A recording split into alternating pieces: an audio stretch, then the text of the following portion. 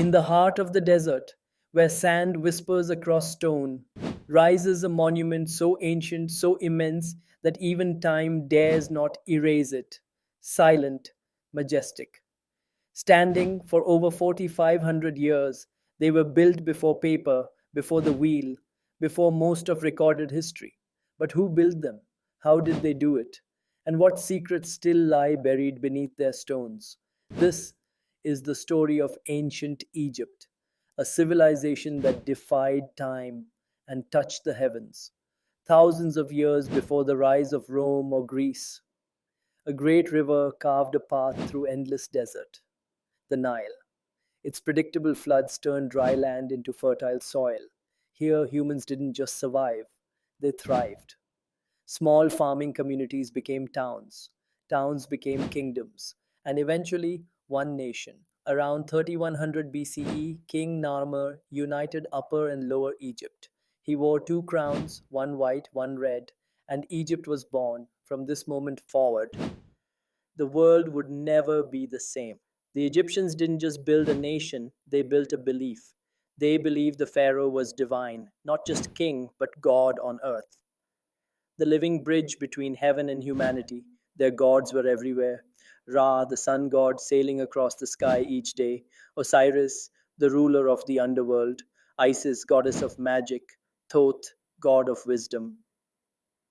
But above all, they believed in the afterlife. Death was not the end, it was a journey, if you were worthy. And to prepare for eternity, they built pyramids. The first pyramid was built by Imhotep, the brilliant vizier of Pharaoh Djoser. It wasn't pointed, it was stepped, 6 layers stacked high, the step pyramid of Saqqara. But soon ambition grew, and under Pharaoh Sneferu, engineers experimented with smooth sided pyramids. Then came Khufu, and with him the Great Pyramid of Giza, a monument that would baffle the world for millennia. Built around 2560 BCE, it stood 146 meters high, the tallest structure on Earth for over 3,800 years.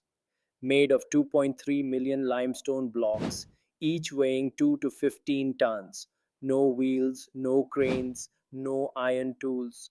How did they do it? Some say ramps, some say levers, others whisper of lost technology or alien intervention. But the truth may be even more awe inspiring. Thousands of skilled laborers, organized with extraordinary precision, driven not by slavery, but by devotion. The Great Pyramid is more than a tomb, it's an architectural riddle, aligned almost perfectly to true north, off by just a fraction of a degree. Its base is nearly level to within centimeters. The inner chambers rise through narrow shafts, leading not to treasure, but to wonder.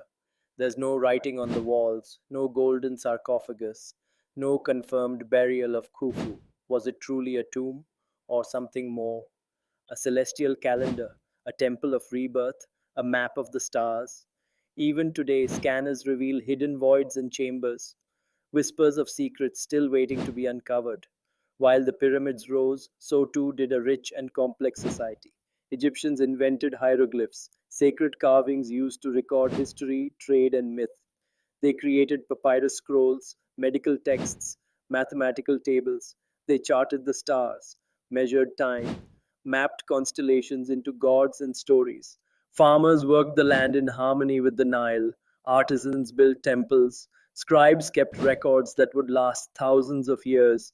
And women held unique power, owning property, becoming priestesses, even ruling as pharaohs. This was not a culture obsessed only with death, but with order, balance, and eternal harmony. They called it Maat. Egypt's golden age lasted nearly 3,000 years, unmatched in human history. They built obelisks, temples, and statues that dwarfed men. Pharaohs like Hatshepsut, Thutmose III, Akhenaten, and Ramesses the Great expanded Egypt's power and vision. But no empire lasts forever. Invasions came from Libyans, Nubians, Assyrians, Persians, Greeks, and eventually Romans.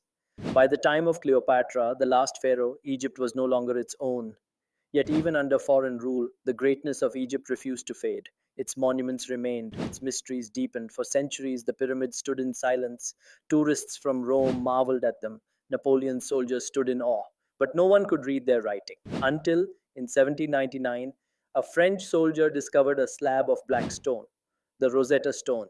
It held the key. Deciphered in 1822 by Jean Francois Champollion, it unlocked 3,000 years of lost history. Since then, archaeologists have unearthed temples, tombs, and entire cities.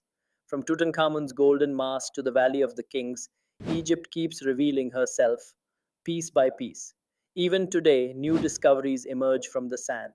So, why do the pyramids still captivate us? Maybe it's their scale, maybe it's their mystery, maybe it's the haunting realization that these people, so distant yet so human, once walked the same earth. They dreamed of eternity, they built to last forever, and somehow they did. The story of Egypt is not just about kings or gods, it's about humanity's desire to understand time, conquer death, and leave something behind. We look at the pyramids and we see what we are capable of: stone, soul, civilization. That is Egypt. As the sun dips below the horizon, the pyramids fall into silhouette, silent giants watching over a sleeping desert. For thousands of years, they've stood like sentinels of memory, weathered by time but never forgotten. Each stone whispers the name of a builder, each chamber guards a mystery, each passage echoes a belief that even in death there is life. We stare at these monuments not just in awe, but in recognition, because in their symmetry, their vision, and their ambition, we see ourselves, a species not content to survive, but desperate to remember, to understand, to be remembered. Long after the empires crumbled, long after kings turned to dust, Egypt remained, and it reminds us that our stories too can outlive us if we dare to dream on a scale that touches eternity. The sands may shift, the names may fade, but some legacies are carved in stone,